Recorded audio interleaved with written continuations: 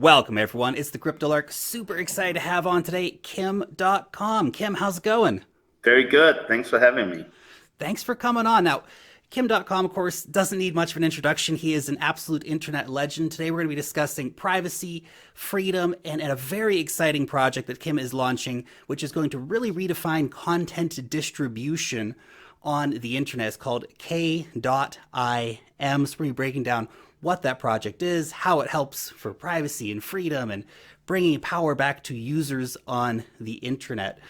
And also, just a quick disclaimer, guys, this is not a sponsored interview, and make sure to always DYOR before investing in any project out there. There is an upcoming sale for K.im on Bitfinex. So if you are interested in this sale, if you like the message of what you hear today, then check out the links down below in the description where you can find more information about the sale for K.im. So, Kim, let's do the high level first. Give us the high level picture. What are you guys doing here?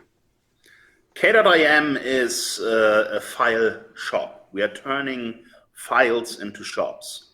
So in the future, if you want to sell your content online, what you do is you create a file container with K.im, either using our app or our website. And that container has two encryption layers. One is the encryption layer in which the file, the content is stored, and the other encryption layer is the shop. So in order for you to access what's in the file container, you need to go through the encrypted payment process, which is a peer-to-peer process. To explain it as simple as possible, you can now turn every file into a shop, and you can put it anywhere on the internet and use any promotional channel to sell your content. And that frees the users and the consumers from large websites that are acting as gatekeepers, where the content is subject to the rules and regulations of usually the large monopolies that operate them. So it takes away some of the limitations that internet users currently have, and it makes it much easier for people to do e-commerce with content and files.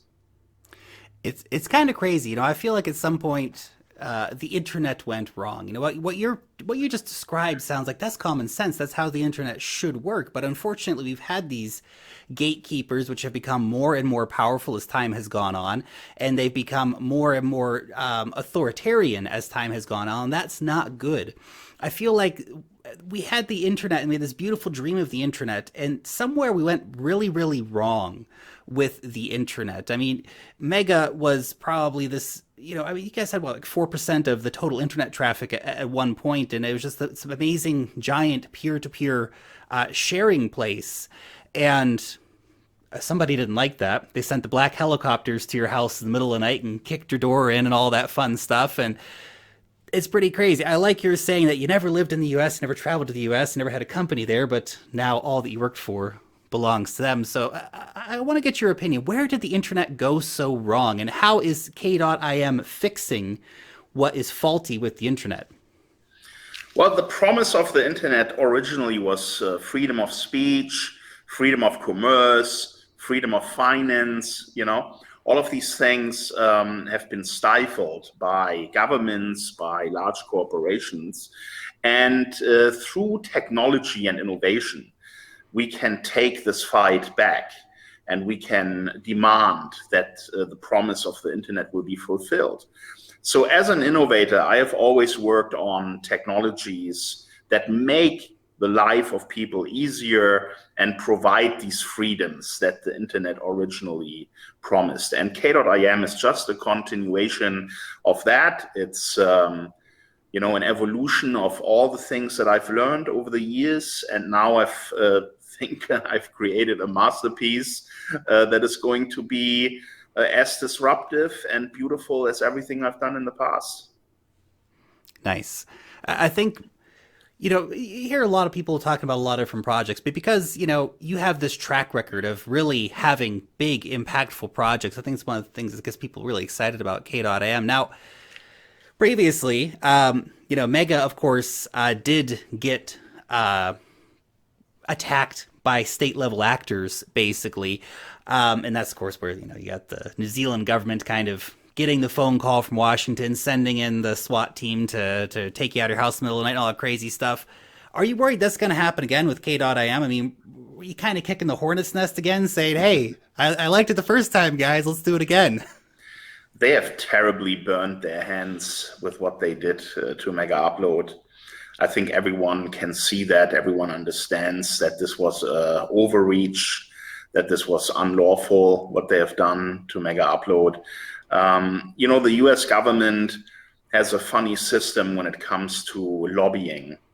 Lobbyists are basically committing legal corruption in the United States, and the Hollywood studios have hired a senator to be their main lobbyist, and he is the best friend of Joe Biden and knows Obama very well. And during that time, when the Megaupload raid happened, he made sure that it happened, the Senator Chris Dodd, by pressuring Obama, who was in a second-term election campaign, and telling him, you're not going to receive any more donations from your Hollywood donors if you don't do more against piracy. And they tried with a law called SOPA, you may remember that, the Stop Online Piracy Act. And people went on the streets, they protested, they wrote to Congress, they called their Congress people and said, we don't want these internet policing laws.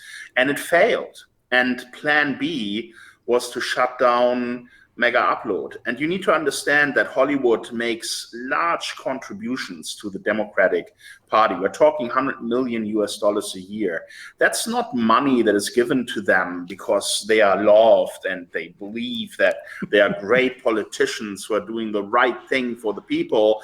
They are giving that money in exchange for laws that benefit them, and in my case, for outrageous action that was taken in the criminal space in a case that's purely civil by law. And New Zealand, they were excited when they got this call that you were talking about, and they were asked to get involved. They didn't ask any questions. They were just like, yes, we can do this for our master.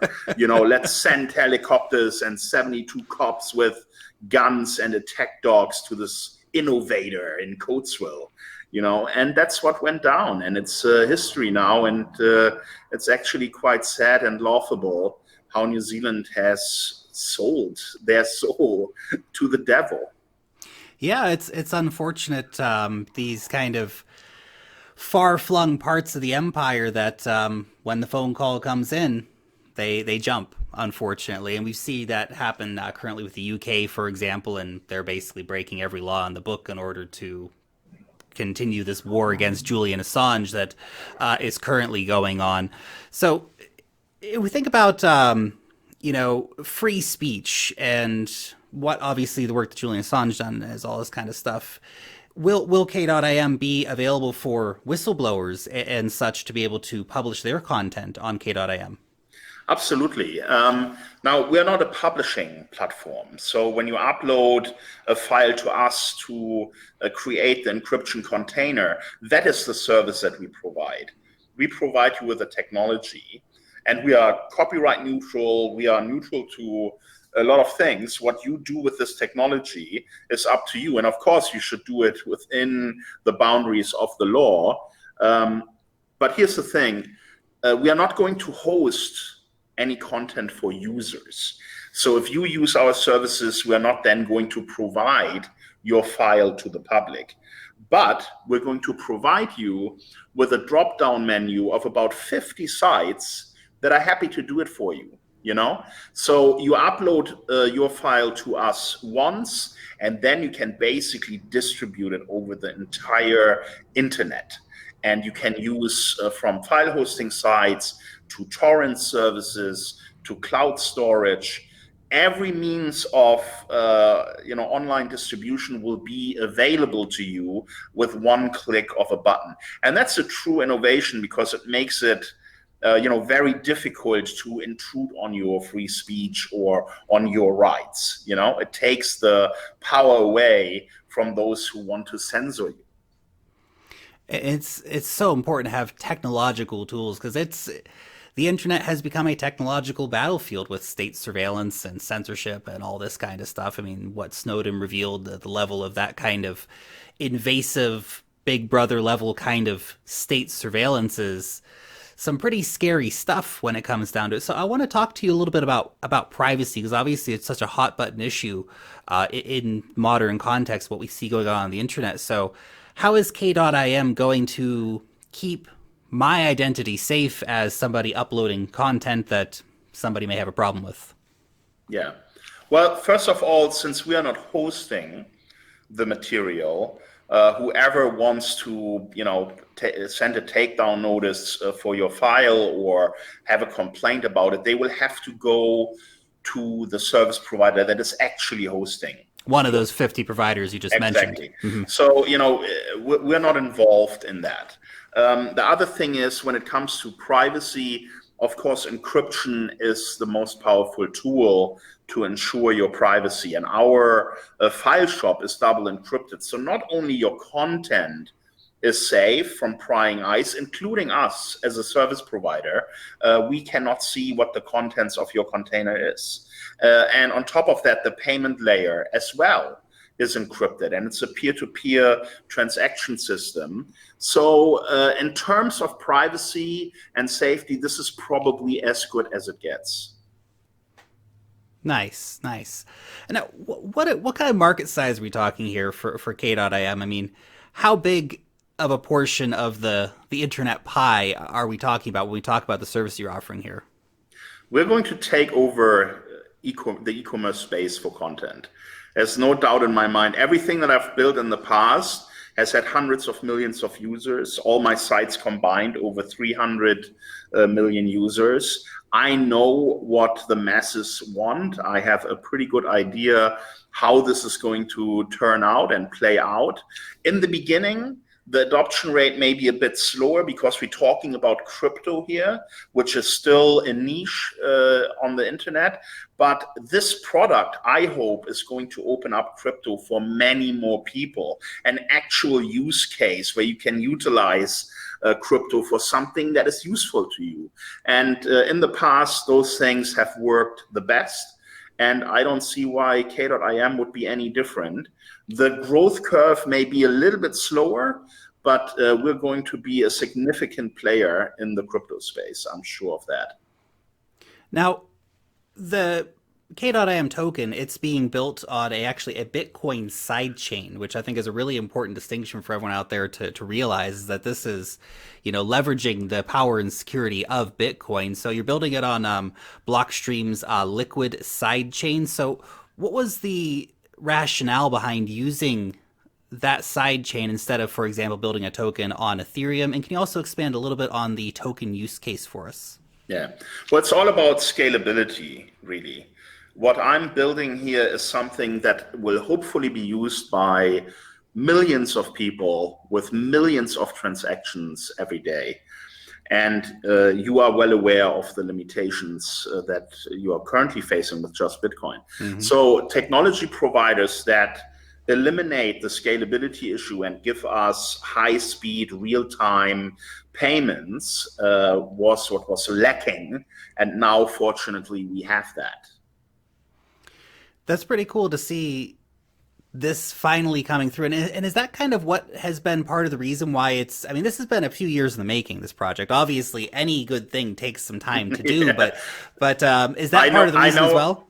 I know people are getting impatient and, of course, they're excited about this product and they want to see it launched sooner rather than later. But we're talking about a product that is also strong on the security side. So the code needs to be robust.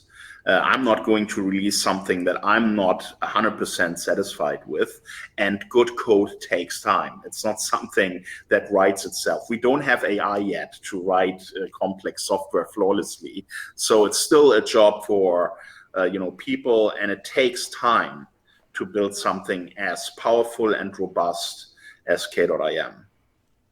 And so in terms of the K.im token, so basically it's going to be the medium of payment on the platform, correct? Well, we're going to support all crypto, right? So you can use Bitcoin to pay on our platform. You can use, any crypto really, and there will be KUCOIN, which gives you added benefits. So you have a choice. You can choose whatever crypto you want to use to transact. And in addition, you can choose, for example, KUCOIN, where we say, hey, if you use our currency, we're giving you added benefits, lower transaction fees, more promotional support from us as a service, and other benefits that users will enjoy. For example, if you apply KUCOIN, you can make your shop, your file shop, available for free.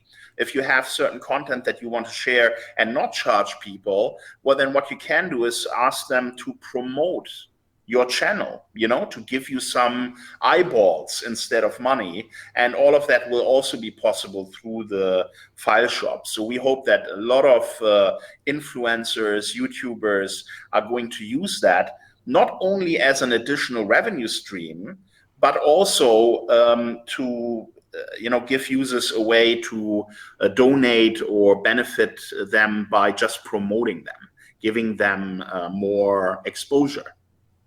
Nice. Nice. I like how you can basically you can access a whole range of premium services via using the Kim token, but you can also, if you prefer not to do that for whatever reason, if you want to pay more, you can just use Bitcoin to pay more. But if you want to get discounts, and it will be marginally more. I mean, we're not talking about a lot more. We expect that Bitcoin will probably be the strongest currency on K.im.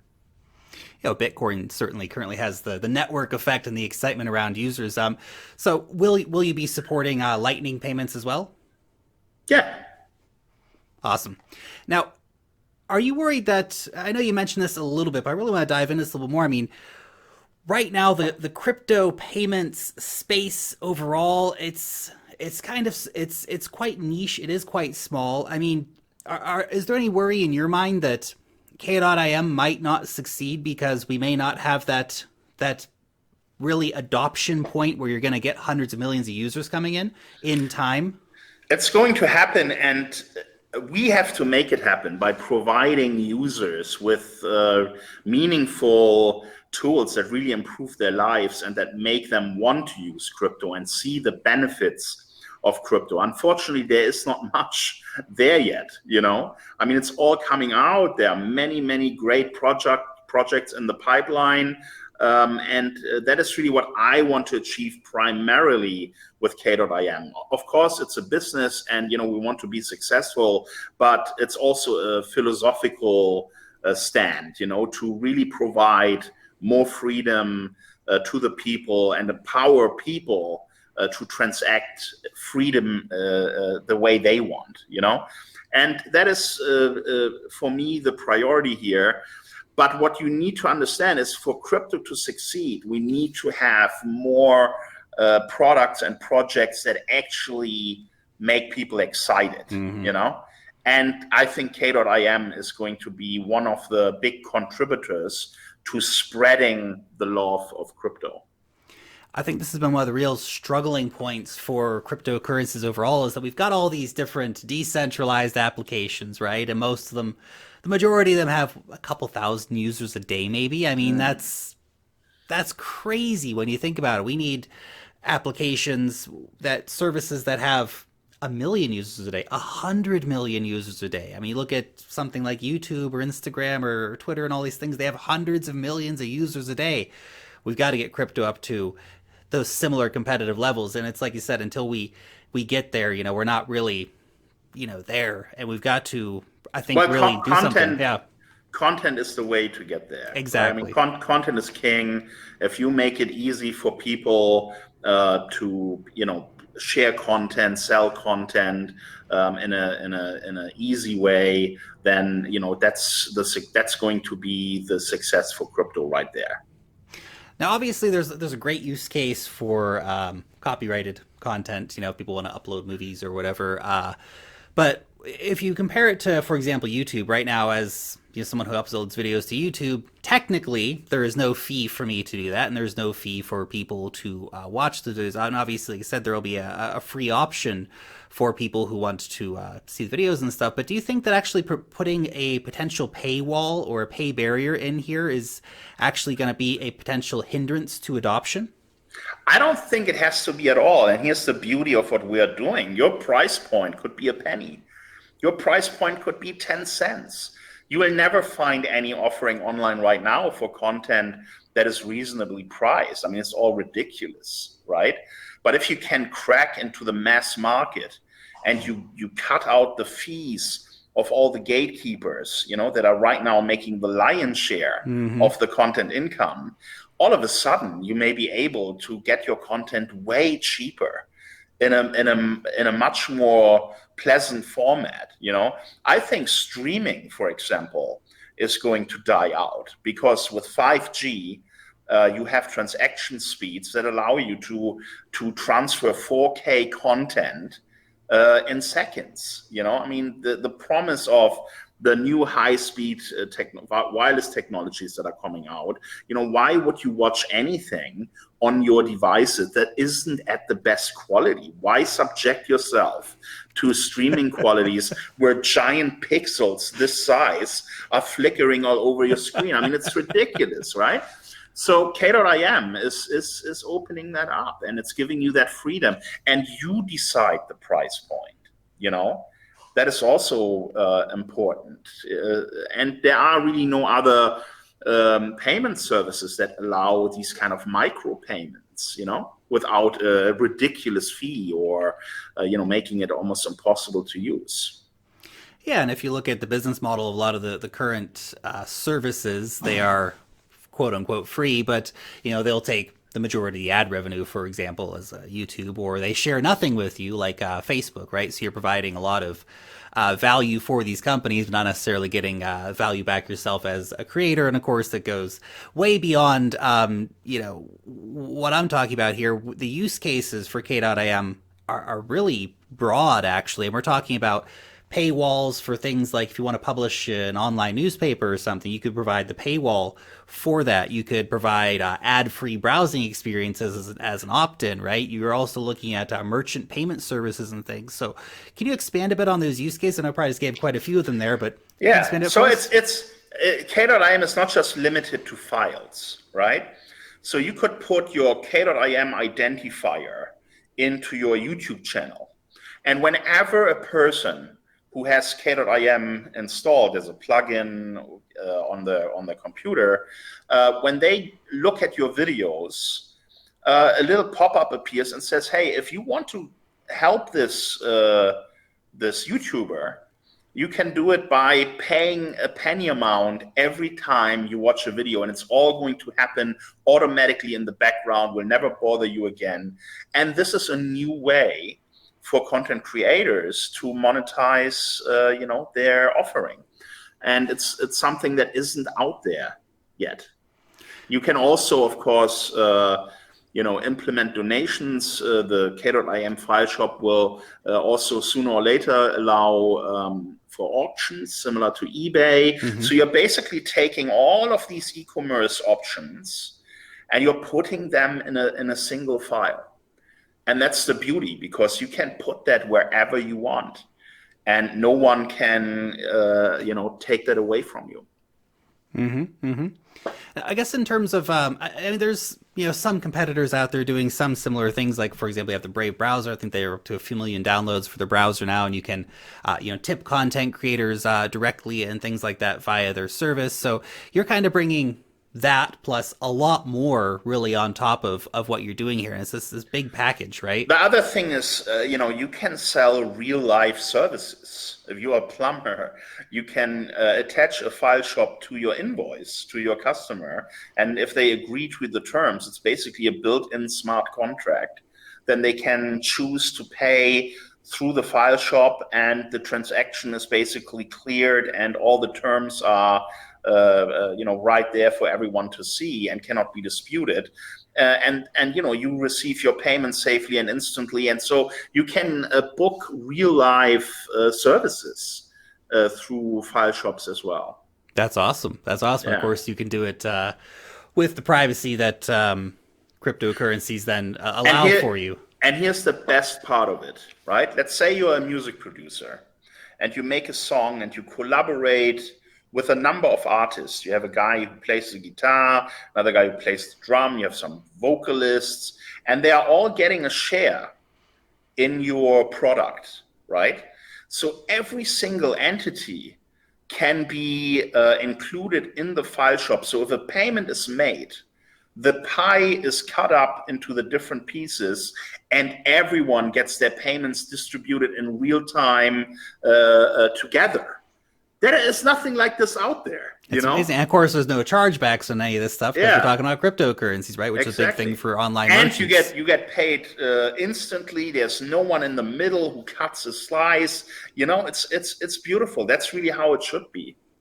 Now, and I believe because of that single feature, a lot of artists are going to use it, and collaborators will encourage artists to say, hey, if you want me to participate on your album, I would really like you to sell this as a file shop so that everyone who's participating can get their share instantly. And then they have a constant flow of revenue, all the creators. That is really what the internet is supposed to deliver. And I can't believe it hasn't done that yet. So it's taken a while. It's about time. Exactly. It's about time the internet starts delivering on its promises. Waiting for the stuff since the 90s, Kim. Yeah. Now, how does K.im actually, make money for the company, right? For the founders and the team to keep developers going, all that kind of stuff. So what's kind of the revenue model? Well, it's threefold. Number one, we're going to have a minor transaction fee, which will be lower than anything else currently in the market.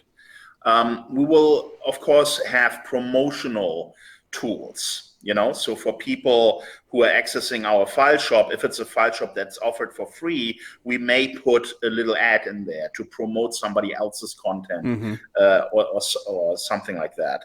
And lastly, it's of course, the business model is one where we have a coin, and we have KUCOIN.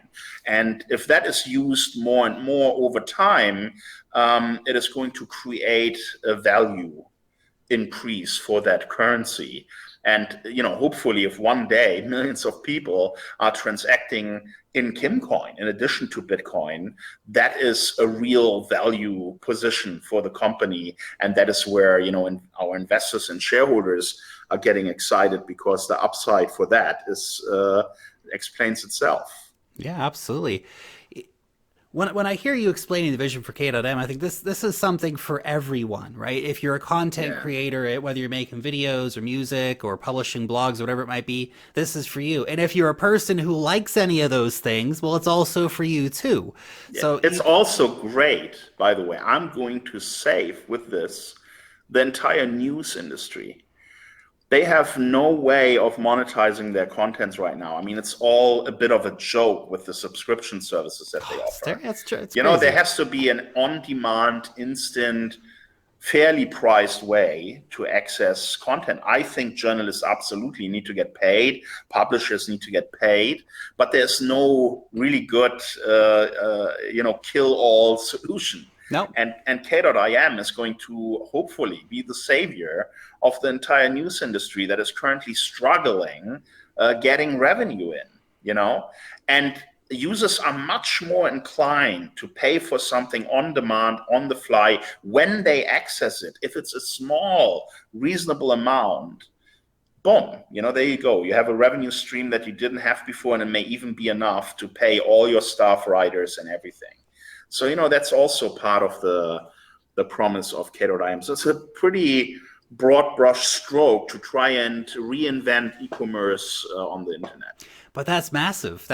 You have no idea how often... I don't do small, man. I love it, though. It's great. It's great. You have no idea how often I go to, I don't know, I get some kind of random news article or something, and I see, it's a paywall. They want $6. I don't want to be a monthly subscriber to your damn publication. I just want to read this one article right now. And Yeah. if I can just pay 50 cents to do that or 20 cents Yeah, to do it or whatever, exactly. I would do Like, it. why is that option not available to you? You know, That's it's crazy. ridiculous. It's low-hanging fruit that publishers don't take. You know, this is money that they would be guaranteed to make that they're not taking in right now, and it's just dumb. Yeah. Well, I mean, part of it, of course, goes back to the current legacy systems are broken, right? You've got the payment processors who are, Visa, MasterCard, and all these guys, like Yeah. taking a 20-cent transaction that makes no money for Yeah, for the exactly. publisher. And this is where cryptocurrency to come in and totally frickin' Yeah. disrupt the way that business is done on the internet, which is so damn exciting.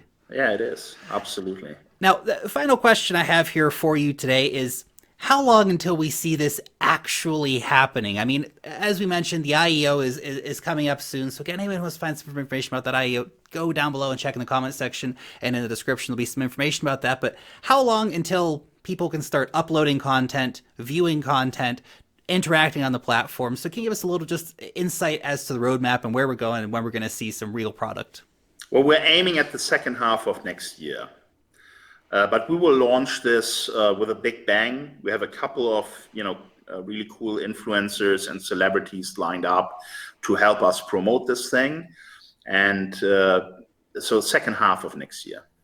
Nice, nice. I will be looking forward to uploading content when it goes live. Yeah, So perfect. You're welcome. I hope so. awesome, Kim. Thank you so much for sitting down. Taking some time out of your busy schedule to tell us a little bit about K.im and what you guys are doing. I really appreciate it. Sure, man. Thank you very much.